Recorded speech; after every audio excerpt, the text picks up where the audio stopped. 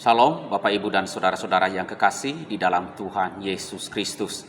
Kita bertemu lagi di dalam renungan firman Tuhan pada hari ini bersama saya, Guru Injil Atongai. Sebelum kita membaca firman Tuhan dan merenungkannya, marilah kita berdoa memohon pertolongan Tuhan. Bapa di sorga, kami bersyukur, berterima kasih kepadamu ya Tuhan Allah kami yang telah menopang kehidupan kami, dan keberadaan kami adalah anugerah-Mu saja. Semua dari Tuhan, tidak ada yang dari kami sendiri sekalipun. Kami bersyukur karena kami masih diberikan kekuatan dan kesehatan serta kehidupan.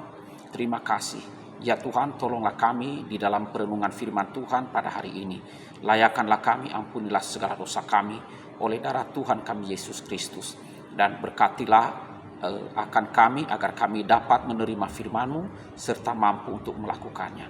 Terima kasih ya Tuhan, dalam nama Tuhan Yesus kami berdoa. Amin. Bapak Ibu dan Saudara, firman Tuhan yang akan kita renungkan pada hari ini saya ambil dalam Efesus 4 ayatnya yang ke-17 sampai dengan ayat 32. Firman Tuhan berbunyi demikian. Manusia baru. Sebab itu kukatakan dan kutegaskan ini kepadamu, di dalam Tuhan jangan hidup lagi sama seperti orang-orang yang tidak mengenal Allah dengan kepikirannya yang sia-sia dan pengertiannya yang gelap, yaitu jauh dari hidup bersekutuan dengan Allah, karena kebodohan yang ada di dalam mereka dan karena kedegilan hati mereka. Perasaan mereka telah tumpul sehingga mereka menyerahkan diri kepada hawa nafsu dan mengerjakan dengan serakah segala macam kecemaran.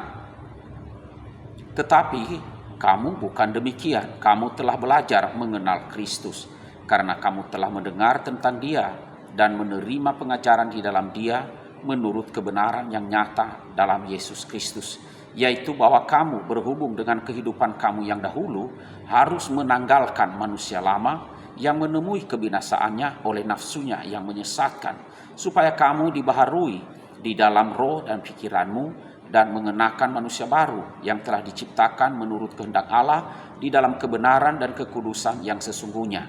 Karena itu buanglah dusta dan berkatalah benar seorang kepada yang lain, karena kita adalah sesama anggota. Apabila kamu menjadi marah, janganlah kamu berbuat dosa. Janganlah matahari terbenam sebelum padam amarahmu. Dan janganlah beri kesempatan kepada iblis. Orang yang mencuri, janganlah ia mencuri lagi. Tetapi baiklah ia bekerja keras dan melakukan pekerjaan yang baik dengan tangannya sendiri, supaya ia dapat membagikan sesuatu kepada orang lain yang berkekurangan. Janganlah ada perkataan kotor keluar dari mulutmu, tetapi pakailah perkataan yang baik untuk membangun di mana perlu, supaya mereka yang mendengarnya beroleh kasih karunia. Dan janganlah kamu mendukakan Roh Kudus Allah yang telah memeteraikan kamu menjelang hari penyelamatan. Segala kepahitan, kegeraman, kemarahan, pertikaian dan fitnah hendaklah dibuang dari antara kamu. Demikian pula segala kejahatan. Tetapi hendaklah kamu ramah seorang terhadap yang lain, penuh kasih mesra dan saling mengampuni, sebagaimana Allah di dalam Kristus telah mengampuni kamu. Demikian firman Tuhan yang kita renungkan pada hari ini. Nah, saudara, Bapak, Ibu, dan saudara sekalian, firman Tuhan ini ya mengajarkan kepada kita bagaimana mengatasi kebiasaan-kebiasaan buruk. Ya, kebiasaan buruk. Selama kita masih hidup dalam dunia ini, saudara, kita tidak akan pernah bisa mencapai kesempurnaan secara total. Ya, karena apa? Karena kita masih hidup di dalam tubuh ini, di dalam darah dan daging. Ya, darah dan daging dan masih punya sifat atau natur atau tabiat dosa.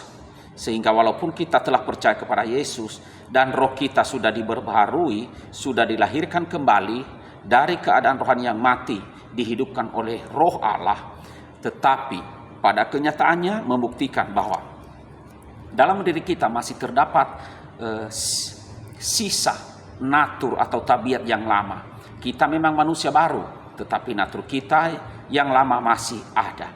Nah, inilah yang menyebabkan sepanjang hidup kita ini sampai kedatangan Tuhan Yesus yang kedua kalinya, atau sampai kita mati dan berjumpa dengan Tuhan Yesus, kita harus terus berjuang setiap hari, bergumul melawan kedagingan kita, melawan dan memerangi serta mengalahkan dan mematikan kebiasaan-kebiasaan buruk kita sebelum kita percaya kepada Tuhan Yesus Kristus. Nah, saudara, di dalam proses menjadi kudus, seseorang masih bisa berbuat dosa, melakukan kebiasaan lama atau melakukan kebiasaan-kebiasaan yang buruk. Nah, kalau begitu bagaimana caranya orang Kristen dapat mengubah kebiasaan buruknya menjadi kebiasaan yang baik? Ya, itulah yang barusan kita baca tadi, yang diajarkan oleh Rasul Paulus kepada jemaat Efesus dan kepada orang Kristen hingga kepada kita pada hari ini. Ya, di dalam ayat 25 sampai 32 tadi, di sana Rasul Paulus menyebutkan beberapa kebiasaan buruk yang masih sering dilakukan oleh orang Kristen Efesus pada waktu itu. Ya, demikian juga kepada kita. Orang Kristen Efesus bukan bangsa Yahudi secara daging, tetapi dari bangsa kafir, bangsa yang tidak mengenal Allah. Mereka memiliki kehidupan kafir yang sedemikian rupa, moralnya rusak, bobrok sama sekali. Nah, ketika menjadi Kristen, kebiasaan lama itu tidak langsung hilang, masih tersisa, nampak di dalam kehidupan mereka. Misalnya saja adalah kebiasaan berkata tidak benar atau berdusta. Itu yang pertama yang disebutkan Paulus. Ya, berkata tidak benar atau mereka suka berdusta. Nah, mungkin di antara kita juga ada yang masih punya kebiasaan seperti ini, dan Rasul Paulus berkata dengan tegas, atasilah itu, berhentilah berdusta, berhentilah berbohong. Kemudian yang kedua, apa kebiasaan apa lagi? Kebiasaan yang kedua yaitu marah. Saudara, marah tidak selalu salah, tapi kalau kebiasaan terbiasa marah menjadi kebiasaan, menyimpan kemarahan sampai matahari terbenam, ya itu menjadi dosa. Ya, Paulus mengatakan, pada waktu kamu marah, jangan berbuat dosa, jangan beri kesempatan kepada iblis. Jadi matikanlah, kalahkanlah semua kebiasaan burukmu, hilangkanlah semua itu dari dalam dirimu. Ya, kemudian yang ketiga, saudara, ya, kebiasaan lain yaitu mencuri, mengambil sesuatu yang bukan miliknya. Nah, kenapa mencuri? Karena terbiasa hidup malas-malas, ingin hidup mudah. Paulus katakan, berhenti mencuri dan gantikan dengan bekerja keras, rajin bekerja keras.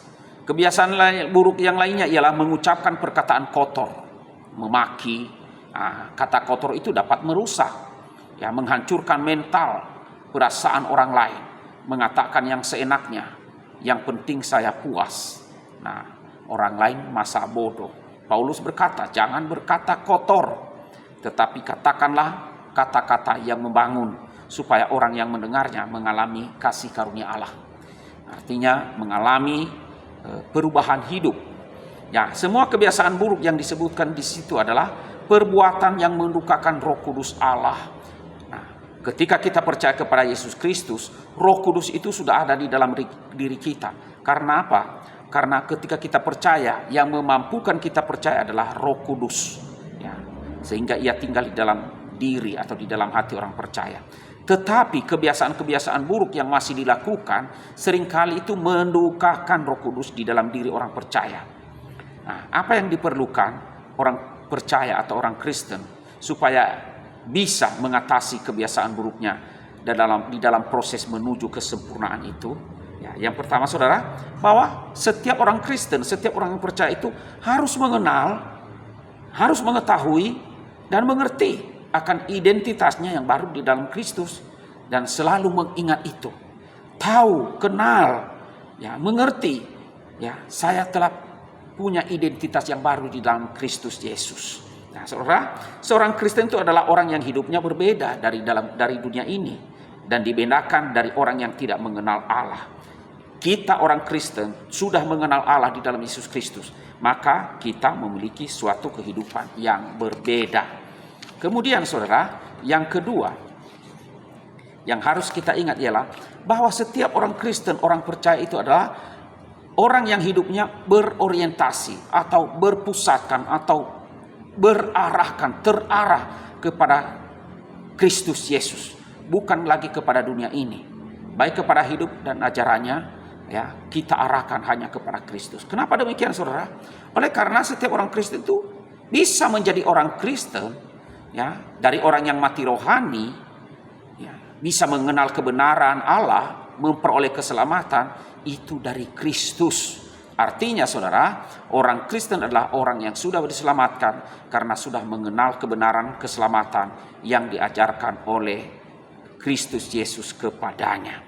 Nah, saudara, kalau kita mengenal kebenaran dan memperoleh keselamatan hanya di dalam Yesus Kristus, mengapa kita memusatkan atau mengorientasikan hidup kita kepada dunia dan bukan kepada Kristus?